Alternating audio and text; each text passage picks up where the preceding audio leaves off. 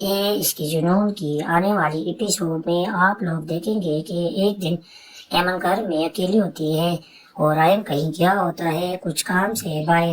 تو ماہین آ جاتی ہے۔ ماہین اسے کہتی ہے کہ تم نے تو شادی کر کے اس کے ساتھ اچھا نہیں کیا، کیونکہ میں اس کی پہلی اور آخری محبت تھی،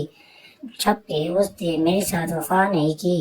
کیونکہ یہ تم استعمال کر رہا ہے۔ ماہین اسے غلط غلط باتیں کرتی ہے، مطلب کہ اسے رحم کے خلاف بھڑکاتی ہے کہ رحم کو چھوڑ دے، جس طرح رحم نے مجھے چھوڑا، میری ساری زندگی برباد کر دی۔ وہ ایمن کو کہتی ہے کہ یہ تمہیں استعمال کر رہا ہے کیونکہ جب تم ٹھیک ہو جاؤ گی اور تم سارے ثبوت دے دو گی تو وہ تمہیں چھوڑ دے گا، جس طرح اس نے مجھے چھوڑا ہے۔ آپ نے تو دیکھا تھا کہ اس نے کیسے میرے ساتھ دھوم دھام کے ساتھ منگنی کی تھی، آپ تو اس ٹائم اس کے ہوٹل کی ویٹریس تھی، یاد آیا آپ کو کچھ؟ وہ اسے یاد دلانے کی کوشش کر رہی تھی کیونکہ وہ چاہتی ہے کہ رحم ایمن کو چھوڑ دے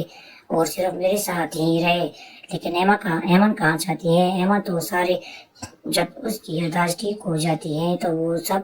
رحم علی نواز کو بھی کہتی ہے کہ میرا اصلی مجرم کوئی اور ہے، رحم نہیں ہے، تو اس پہ رحم بہت زیادہ خوش ہوتا ہے۔ ماہین کہا چاہتی ہے کہ ایمن رحم کے ساتھ رہے کیونکہ رحم تو اس کا دشمن بن چکا ہے، اور ماہین چاہتی ہے کہ رحم کو ایسا دکھ دے کہ وہ ساری زندگی یاد رکھے جیسے اس نے مجھے ساری زندگی دکھی رکھا۔ ماہین کا باپ ماہین کو بہت زور دیتا ہے کہ تم کہیں اور شادی کر لو، اس بات پر بہت زور دیتا ہے کہ تم کہیں اور شادی کر لو، لیکن ماہین کہاں مانتی ہے۔ وہ تو صرف رحم کے بارے میں ہی سوچتی ہے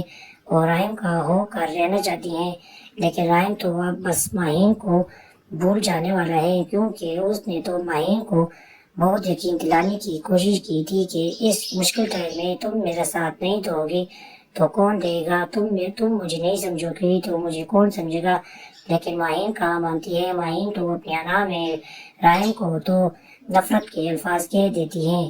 اب تو بس رحم کا بھی دل بھر گیا، اب وہ ماہین کے ساتھ خوش رہنے لگا ہے اور اپنے اگلی لائف کے بارے میں سوچ رہا ہے۔ رحم ایسا کرنے والا نہیں ہے کہ ماہین کو چھوڑ دے کیونکہ رحم نے بس ایمن پہ اپنی ساری زندگی قربان کرنے کا سوچ لیا ہے۔